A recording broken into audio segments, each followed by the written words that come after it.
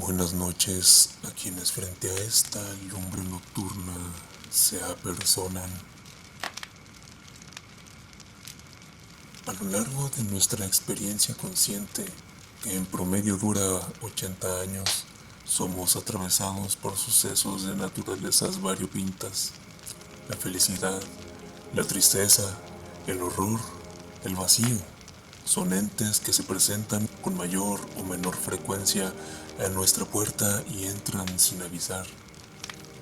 Pero de la innumerable cantidad de sentimientos, sensaciones y experiencias, hay una que coquetea insistente con nuestro nihilismo reprimido, que salta de pronto en las situaciones menos esperadas como una chispa espontánea que puede desaparecer en el aire sin más o provocar un incendio cataclísmico. Nadie está exento de tal entidad y pocos sienten ese deseo irracional de adentrarse en esos huecos de realidad. Me imagino que los que están ahora presentes ante esta fogata constituyen esos pocos, pues no se marcharán de aquí esta noche sin haber sido abrazados por la rareza misma. Bienvenidos al episodio 23. Extraño.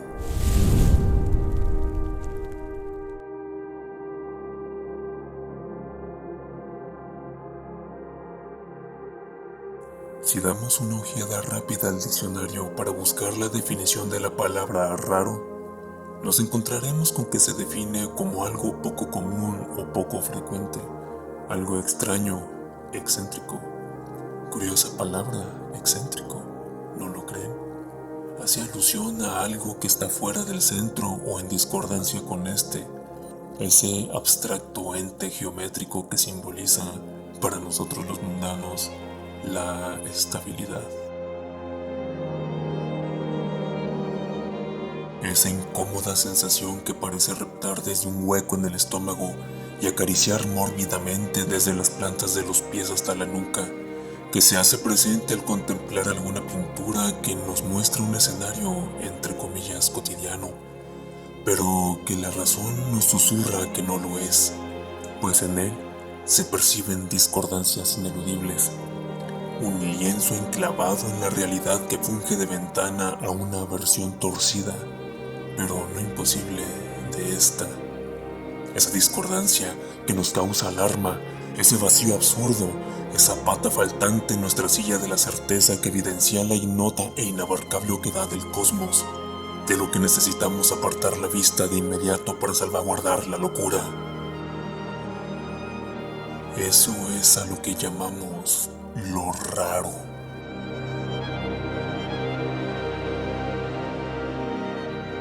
La literatura rara o extraña es, digamos, una rama del terror que le circunda con cuidado, tocándose eventualmente, coincidiendo con varios puntos pero siempre siendo distinguible. Y es porque la sensación de extrañeza es perfectamente distinguible del miedo, aunque puede derivar en este.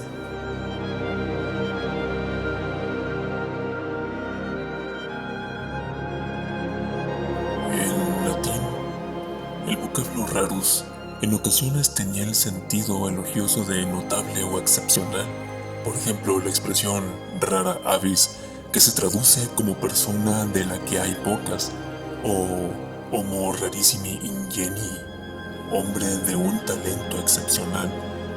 Por otro lado, la palabra extravagante, que está íntimamente ligada a raro, viene de las palabras extra, fuera de, y el verbo vagari, andar errabundo y sin rumbo, ir a la aventura y sin orden, es decir, algo o alguien fuera de los límites, que se mueve en la fina línea entre lo habitual y lo que no lo es. En inglés, la palabra weird se define de la siguiente manera: very strange and unusual, unexpected or not natural. Muy extraño e inusual, inesperado o no natural.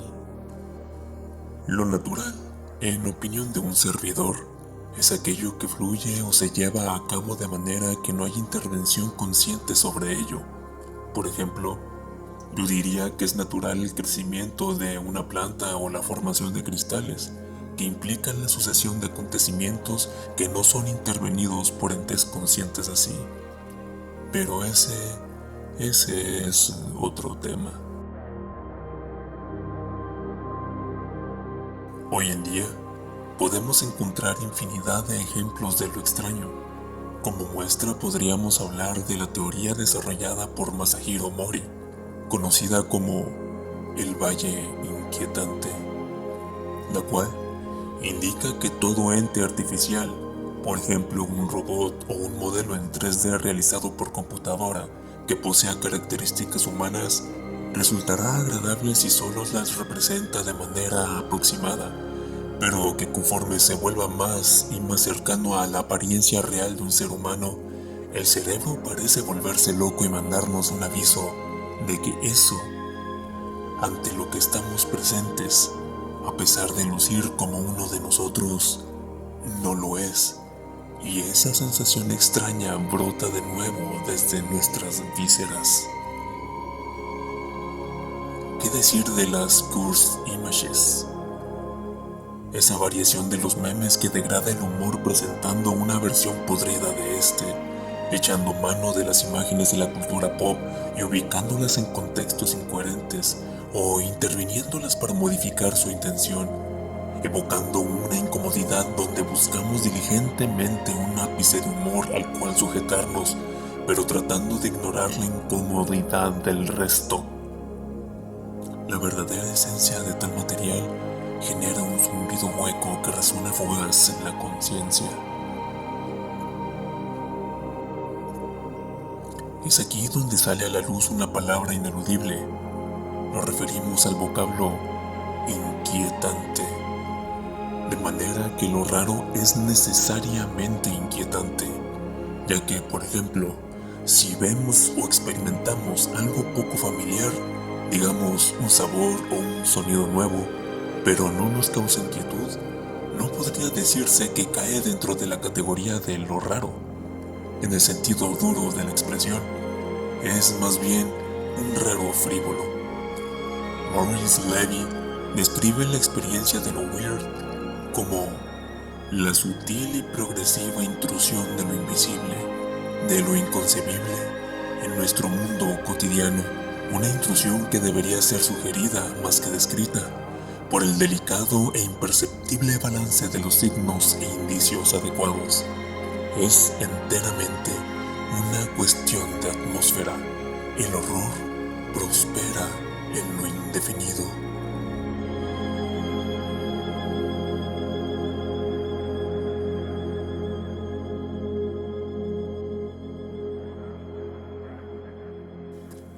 Quiero ahora darme el permiso de leerles un fragmento de Lo raro y lo espeluznante, un libro escrito por Mark Fisher que nos da una perspectiva interesante al respecto. ¿Qué es lo raro? Cuando decimos que algo es raro, ¿a qué tipo de sensación apuntamos? Quisiera plantear que lo raro es un tipo de perturbación particular. Conlleva la sensación de algo erróneo, una entidad rara o un objeto que es tan extraño que nos hace sentir que no debe existir o que, al menos, no debería existir aquí. Pues si tal entidad u objeto está aquí, las categorías que hasta ahora nos han servido para dar sentido al mundo dejan de ser válidas. Al fin y al cabo, no es que lo raro sea erróneo, sino que nuestras concepciones deben de ser inadecuadas. Luego, más adelante en la lectura, Fisher nos habla de lo raro, haciendo referencia a la literatura Lovecraftiana. Ateniéndonos a esto, haciendo referencia a la sensación de error, de perturbación, lo que es realmente fundamental en la manera de Lovecraft de plasmar lo raro no es el terror, sino la fascinación. Aunque sea una fascinación que suele ir acompañada de cierta inquietud, sin embargo, También cabría añadir que esa fascinación también es intrínseca al concepto de lo raro en sí. Lo raro no solo puede repeler, sino también atraer nuestra atención.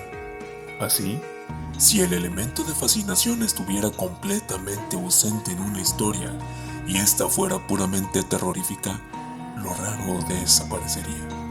La fascinación es una sensación que comparten los personajes de Lovecraft y sus lectores. El miedo o el terror no se comparten de la misma manera. Muchas veces, los personajes de Lovecraft están aterrorizados, aunque sus lectores normalmente no. La fascinación Lovecraftiana es una forma que adopta el jouissance de Lacan, un goce que abarca de manera inseparable el placer y el dolor. Reflexión más que adecuada para todos aquellos que desean contemplar la médula de rareza dentro de la literatura de maestros como Lovecraft o Poe. Pero veamos qué tiene que decir el mismo maestro de Providence. Leamos su comentario sobre este respecto en Notas sobre escribir ficción rara.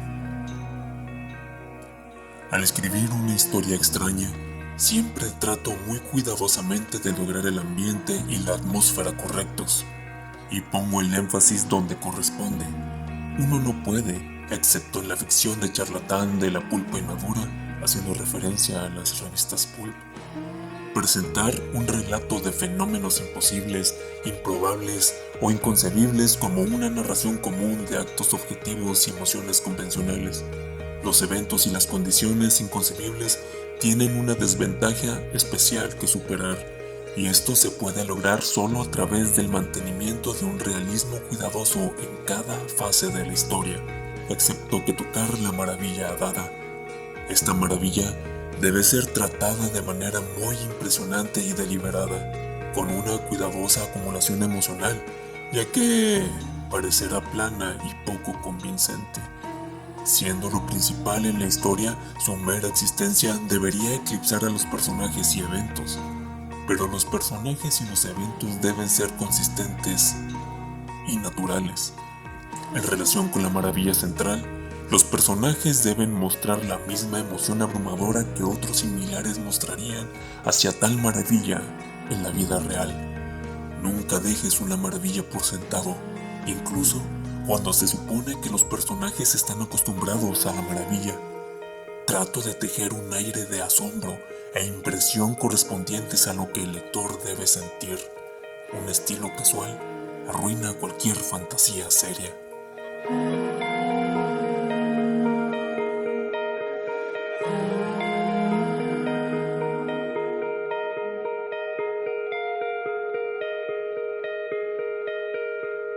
En este texto, la maravilla se refiere al fenómeno inusual o entidad incatalogable, y se hace énfasis en que los personajes y situaciones no pueden ser absurdos, excepto cuando tal fenómeno se vuelve más y más próximo.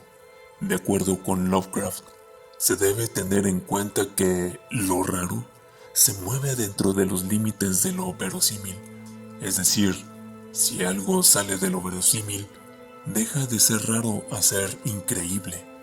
Y aunque lo increíble puede tener tintes de rareza, no siempre lo raro tiene propiedades inverosímiles.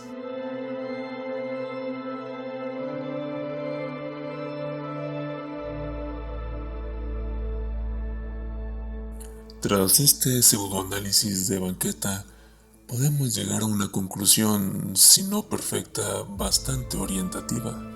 Lo raro, la rareza, lo extraño, se compone de una tríada ineludible, compuesta por la inquietud, la fascinación y la verosimilitud. Ahora mis contertulios tal vez ya se dieron cuenta, pero las flamas ya reclaman ser fecundadas. Así que me permitiré, como es habitual, relatarles un cuento idóneo para estas fechas cercanas a la noche de la cosecha. Un relato que nos transporta desde la normalidad hasta la extrañeza más cruda, derivando en un terror inevitable. Suban el volumen, cierren las ventanas del auto, arrópense con esas cobijas que protegen de cualquier monstruo y no piensen en nada más mientras les cuento acerca de el rostro que se dibujó en el cielo.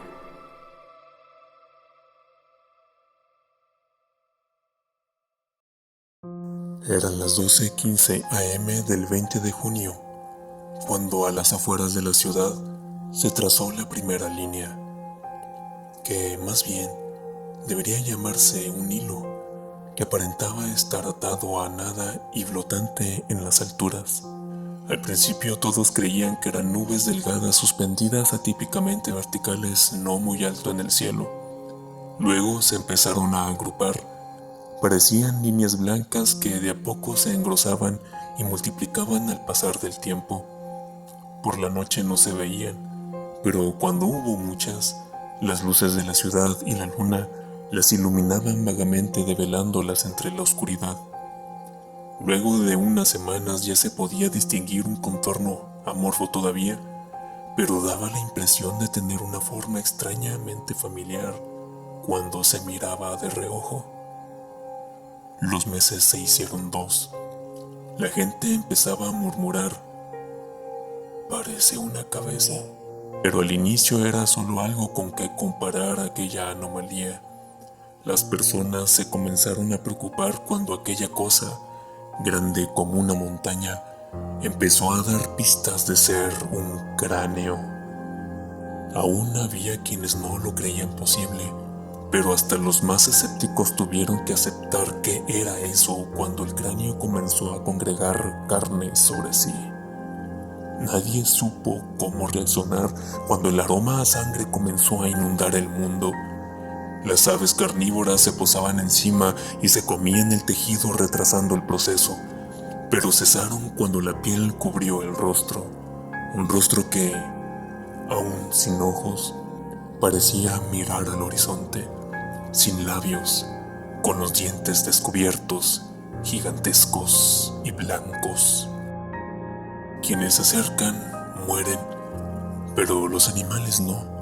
Ellos no ven lo que las personas ven. La gente se ha suicidado porque no soporta la apariencia siniestra del rostro.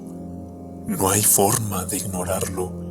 Es más grande, insisto, que las montañas. Aparece en las pesadillas de muchos. ¿Qué es? ¿De dónde viene?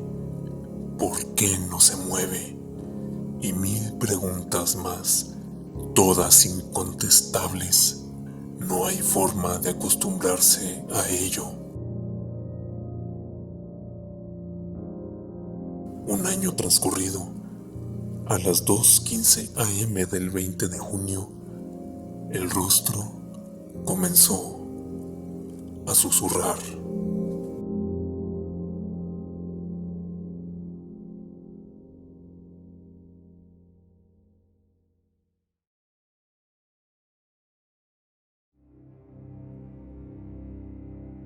¿Qué tan inusual puede ser lo extraño o lo raro para ser considerado como tal, si constantemente se presenta a los ojos del ciudadano promedio? Pues se podría decir que no es tanto por la regularidad de los acontecimientos, sino por la sensación que producen, la disrupción, la incatalogabilidad de estos.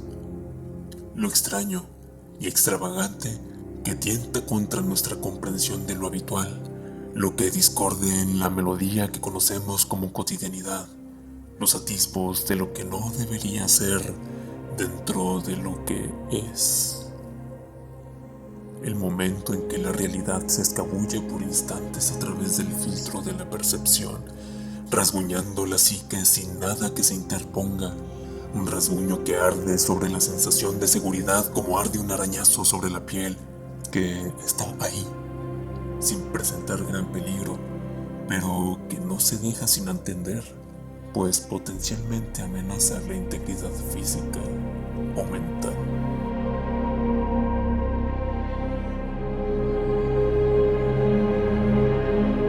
No te asomes a ese recoveco si no estás dispuesto a lidiar con lo que ahí aguarda.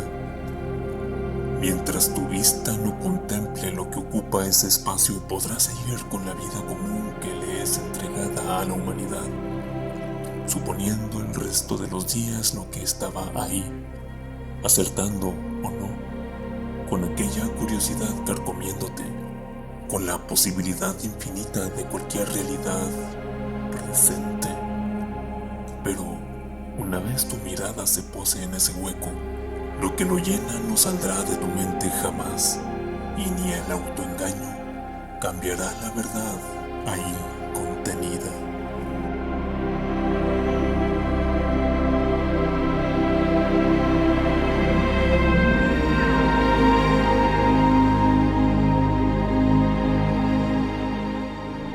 Tal vez es un momento extraño para revelarles algo a mis contertulios, o tal vez el idóneo, al estar la palabra del título en la oración pasada, pero a través del ciberespacio se disgregan también atisbos de aquellos susurros que los fantasmas metálicos hacen llegar a este mundo desde otros.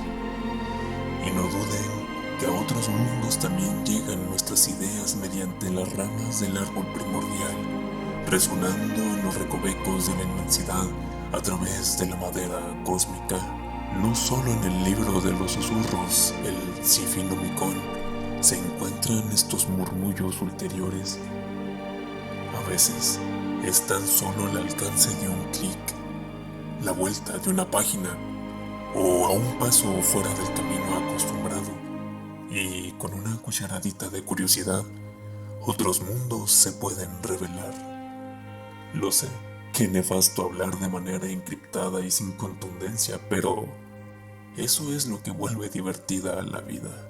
¿De qué manera podríamos entretenernos de la vana existencia si todas las respuestas estuvieran en una gran mesa de banquetes al alcance de nuestra mano?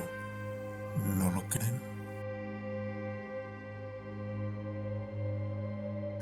Gracias por asistir a nuestra reunión de esta noche.